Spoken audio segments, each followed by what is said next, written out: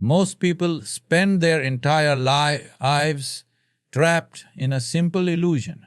They believe they are what they think. The thought says, I am not good enough, and they wear it like a cloak for years. Another thought says, I must prove myself, and they run a lifelong race against a shadow. Thought is just a passing event, like a breeze passing through an open window. But somewhere along the way, we began to mistake the breeze for the house itself. This misidentification is the root of suffering, confusion, and restlessness. Thoughts are not a problem. The real problem begins when you start taking them personally. When every passing thought becomes a label, you stick to your soul. If a cloud drifts across the sky, would the sky ever cry, "Oh no, I'm a cloud now"? No. The sky allows it, watches it, and remains untouched. But when a thought of fear, jealousy, anger, or doubt passes through the human mind, the person clings to it, defines themselves by it, and suffers as though it were truth. In that moment, the person becomes blind to their own vastness. The nature of thought is such that it is compulsive, repetitive, and often borrowed. Much of what you think is not even yours. It is conditioned, picked up from television, parents, society, school, and the environment. Yet, it flows through your head and convinces you that it's your voice, your truth. This is like a radio picking up random signals and then claiming, "This is my music." Once you realize thoughts are just echoes of the world, not the essence of who you are, a quiet inner shift begins. Have you noticed that the mind never rests? It jumps from one thing to another. Past, future, regret, hope, comparison, fear. But there is something within you that sees this happening. Even now, as you listen to these words, something in you is aware. A presence that knows the mind is active. That awareness is who you are. The thoughts are just passing content. Without that awareness, thought has no meaning. You are not the wave. You are the ocean on which the wave dances for a moment. This truth can't be understood intellectually alone. It must be observed in direct experience. Sit silently and watch the mind. You will see thoughts arise and fall like ripples in water. But the one who sees them, that one doesn't change. That is the real you. When you stop identifying with the content of your mind and start resting in the awareness behind it, you begin to touch something timeless. Not a philosophy, not a belief, but a truth that changes everything. Without needing to change a thing, the mind is a brilliant servant but a terrible master.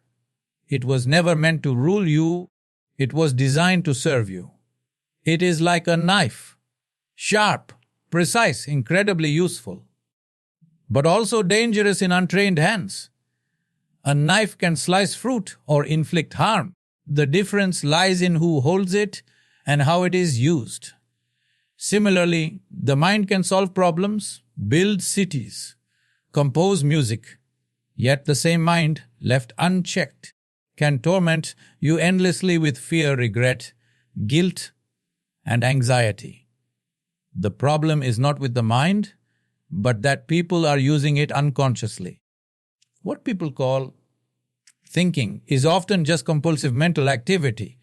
They are not thinking. Thinking is an intentional process. They are being thought. Like a monkey swinging from branch to branch, the mind jumps from one useless idea to another. There is no clarity, only momentum. One thought triggers 10 more, and by the end of the hour, a person who was sitting calmly has imagined failure, loss, rejection, and disaster, all while nothing in the outside world has changed. The mind runs wild, and the person becomes its prisoner. A real shift happens when you realize that the mind is your creation. It exists to help you navigate life, not to dominate your inner space. You don't need the mind to be active all the time. In fact, the most profound moments in life, love, beauty, meditation, stillness, happen when the mind is silent. In those moments, the tool is finally put down and presence takes over. But most people live like a carpenter who holds the hammer even while drinking tea, even while sleeping, forgetting that tools are meant to be used and then set aside. When you understand the mind as a tool, you begin to create distance from it. You choose when to engage it and when to be still. Like a skilled craftsman who only picks the right tool for the right task, you become conscious of how you use your thoughts. You become less reactive, more intentional. You no longer live as if every thought is a command. You live as if thought is an offering to be accepted, refined, or rejected. This is the beginning of inner mastery. Just as you would never confuse a map with the actual terrain, do not confuse the mind with life itself. The mind is only a map, a two-dimensional representation of something much more vast. If you follow only the map, you will miss the fragrance of the flower, the song of the bird, the warmth of the sun. The mind can calculate, compare, and analyze, but it cannot dance, it cannot cry, it cannot love. For that, you need something deeper, the aliveness beyond thought. The tool must be used wisely, or it becomes the obstacle. There is something within you that has never changed. Your body has changed. Your face has changed. Your beliefs have changed. Even your emotions shift from moment to moment. But something in you remains constant. That unchanging presence is your awareness. It is not something you do, it is what you are. From childhood to adulthood, through joy and pain, this awareness has always been there. Silently watching, knowing, witnessing. You may have mistaken yourself for the noise, the emotion, the role, but in truth, you are the one that simply sees. This awareness is not personal. It is not male or female, young or old. It has no color, no shape, no language. And yet, without it, there is no experience of life. You cannot see, hear, taste, think, or feel without awareness. Everything you know only because there is an awareness behind it. But most people live their entire lives without turning back to look at this fundamental presence.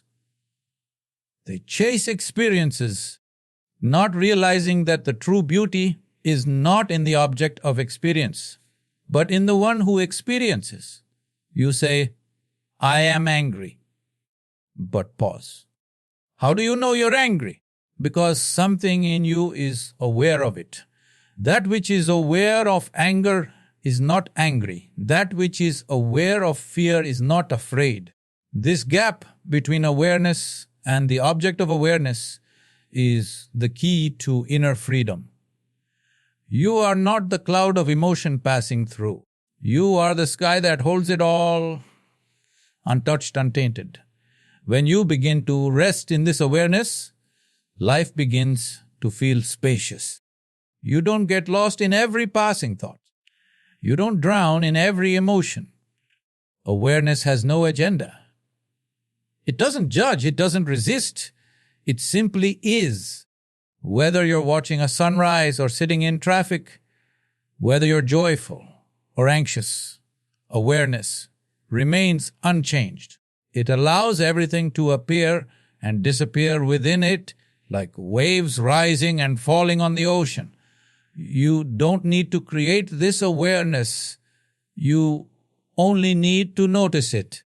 And the moment you become conscious of it, something deep within you settles. Life doesn't become perfect, but it becomes clear. Every spiritual path, every genuine teaching ultimately points back to this know, the knower. You can explore the body, you can explore the mind, you can explore the world. But until you become familiar with the one who is aware of all this, you remain a stranger to yourself. This awareness is not far away. It is not hidden. It is closer than your breath, quieter than your thoughts, more intimate than any experience, because it is the very foundation of all experience. You are not a person who is aware. You are awareness temporarily appearing as a person. True freedom is not about doing whatever you want. It is about no longer being a slave to what you don't even realize controls you. People think they are free because they can choose their clothes or their lunch. But internally, they are reacting to every thought, every emotion, every memory like puppets pulled by invisible strings. The moment a situation occurs, a reaction fires. No gap, no choice, only habit. That is not freedom. That is unconscious compulsion wearing the mask of free will. Observation is the first crack in this illusion. When you begin to observe yourself, not judge, not interfere, just observe, you create a space between you and the activity of your mind. That space is powerful. It is in that space that you can finally see. This is anger. This is fear. This is restlessness. And in that simple seeing, the grip weakens. The emotion may still be there, but you are not tangled in it. Like watching a movie, you feel it, but you also know it's just a projection. Observation doesn't suppress your emotions. It dissolves your identification with them.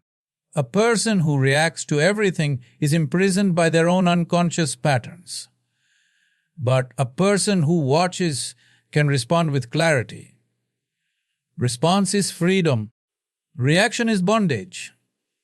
Observation is the bridge between the two. You don't have to stop thoughts or control emotions.